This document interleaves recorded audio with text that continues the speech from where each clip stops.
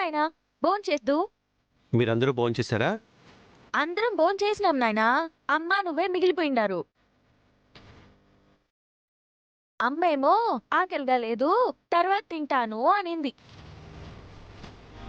ఆకలేదని టైంకి తినకపోతే ఆరోగ్యం ఏమవుతుంది? వచ్చి తినమను. హా?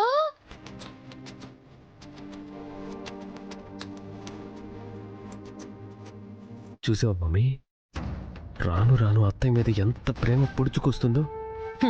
రాణి దీపక్, ఆ ప్రేమని ఎలా తుంచాలో నాకు బాగా తెలుసు. నేను ఇందాకే అడిగినాను నాయనా, మీ నాయన ఇంకా తినలేదు కదా, మీ నాయన తినకుండా నేను ఎప్పుడైనా తిన్నానా? ముందు మీ నాయన్ని తిని తర్వాత నేను తింటాను అని చెప్పింది నాయనా. ఆ, నేను తింటేనే తినాలని రూలేం లేదు కదా. రూలేం లేదు కాని అలా తింటమే నాకు అలవాటు.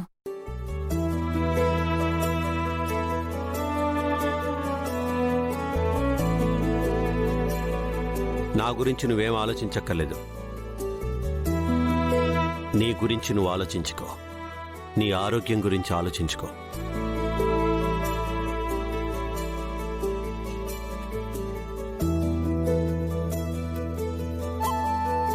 ప్రయత్నిస్తాను. వెళ్ళి భోంచే. ఆకలిగా లేదు. అదే ఎందుకు అని అడుగుతున్నాను. ఎందుకంటే రేపు నా కూతురు పుట్టినరోజు. ఎలా సెలబ్రేట్ చేయాలా అని ఆలోచిస్తున్నాను.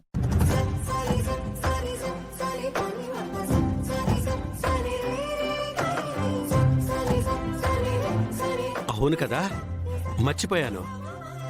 రేపు రూప పుట్టినరోజు కదా.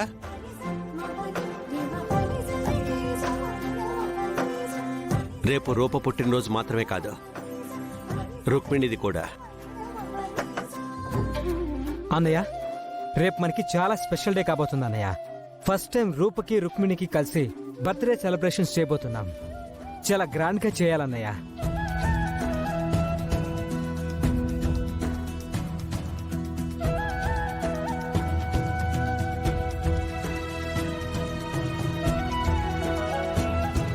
అమ్మ రూప, రా.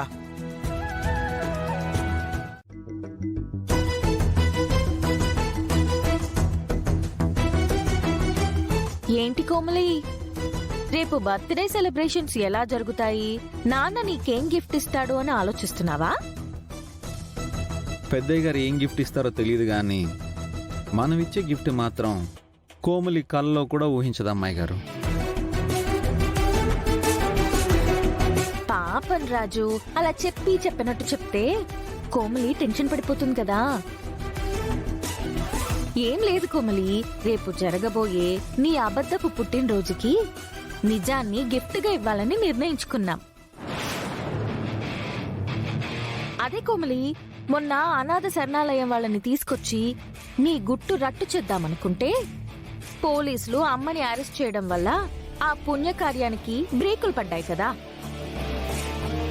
ఆ కార్యక్రమాన్ని రేపు పెట్టుకుంటున్నాం.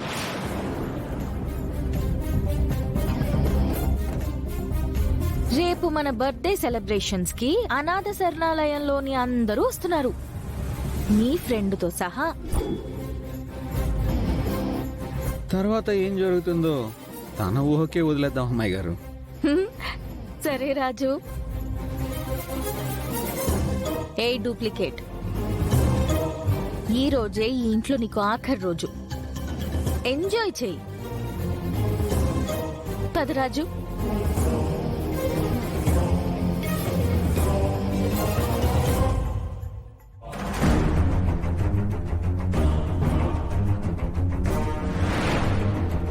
ఏమన్నారు కోమలి వాళ్ళు? ఏమంటారు, రేపటితో నా గుట్టు రట్టు చేస్తామని బెదిరిస్తున్నారు. మళ్ళీ అనాథ శరణాలయం నుంచి అందర్నీ రేపు ఇంటికి తీసుకొస్తారంట. ఏం చేయాలో నాకు అర్థం కావట్లేదు. ఈ టెన్షన్ నేను భరించలేకపోతున్నాను. ఈ రాత్రికే నేను ఇంట్లో నుంచి పారిపోతాను. దయచేసి మీరు అడ్డుపడకండి. హే, ఏంటి కోమలి ఎప్పుడు చూసినా వెళ్ళిపోతానని టార్చర్ చేస్తున్నావు? నువ్విక్కడి నుంచి వెళ్ళిపోవడానికి వీల్లేదు. హ్, ఇక్కడి నుంచి వెళ్ళాలంటే అది ఆస్తి సొంతం చేసుకున్నాకే. కోమలి, నువ్వు రూపగా నటిస్తున్న విషయంలో నీకు ప్రాబ్లం వచ్చిందంటే మాకు కూడా ప్రాబ్లం వచ్చినట్టే కదా. ప్రాబ్లం వస్తుందంటే మేం చూస్తూ ఎలా ఉంటాం? చూస్తూ ఉండక ఏం చేయగలరు? మీరేం చేయగలరో అశోక్ విషయంలో చూశాను కదా. నా విషయంలో కూడా అదే చేస్తారు. కోమలి, అతి చేయకు, చెప్పేది విను. నువ్వు పారిపోవడం కూడా అంత ఈజీ ఏం కాదు. బయట ఎంత సెక్యూరిటీ ఉందో తెలుసు కదా నీకు.